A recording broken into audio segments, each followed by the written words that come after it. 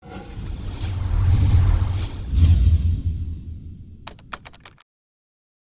барате, односно ќе бараат да се укинат мерките на предпазливост и оставувате, зашто? Денес имавме седници по однос на жалбата и жалбените наводи на одбраната за, мислам дека беа 7 обвинети за изречени мерки на предпазливост. Сите имаше мерки на предпазливост, јавување во определено време во судот кај шалтерски работник и одземање на патната исправа. Аргументите на жалбата беа дека не се индивидуализира посебно спрема секој обвинет, дека ова се луѓе кои што никогаш нема да дојде во судир со законот, немаат намера да бегаат и нешто слично.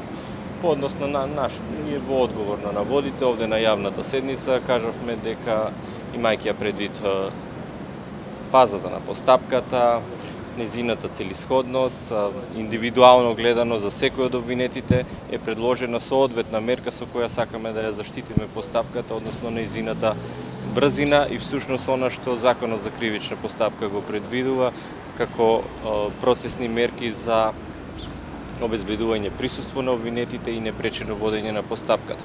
Ги изнесовме аргументите кои што стојат и на наша страна, како што кажав и они во жалбените наводи, и сметаме дека судот ќе ги потврди првостепените решенија. Имате ли сознание прво дали вие ги примете решенијата за притвор и депилација?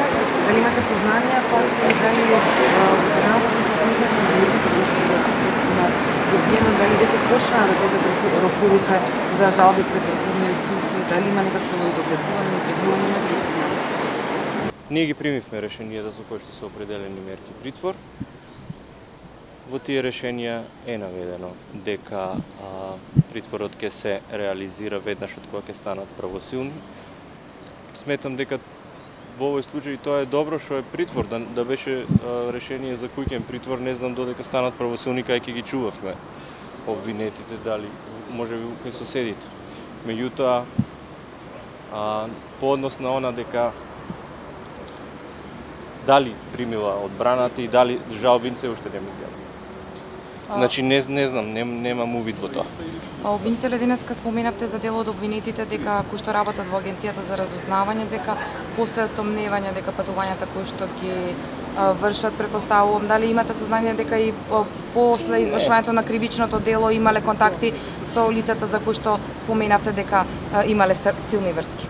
Не, лицата и действијата на извршување кои им се стават е заради контактите и врските и сето тоа што после е производ на действијата кои што се преточени во кривично дело од нивна страна со во конкретниот случај со дел од обвинетите денеска со жителите од Пустец и од Косово. Нивните врски сигурно не се раскинати и тие нормално е да ги одржава. Добро, конкретно, дали има можност, дали имате сознание дека се одолговлекува приемањето на решенијата за да се одолговлекува и целата постапка? Лично не верувам дека тоа е меч со две острици. Ако одолговлекуваш да примаш нешто, тогаш е аргумент дека ти одбегнуваш, тоа дополнителен аргумент по однос на мерката притвор. Така да не верувам дека ако дека во тој дел ќе играат.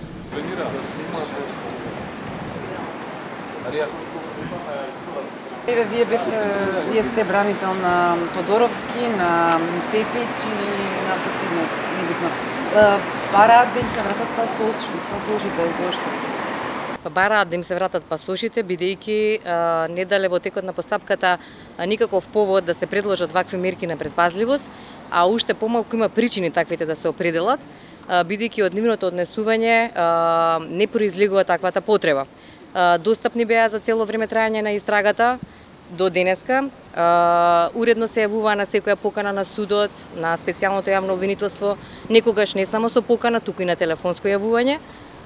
Од тие причини не гледам потреба за ваквите мерки, бидејќи не правеа никаква обструкција во текот на постапката, за да би се коментирала некаква опасност од бегство или дека не би можело непречено да се води кривичната постапка. Благодарам.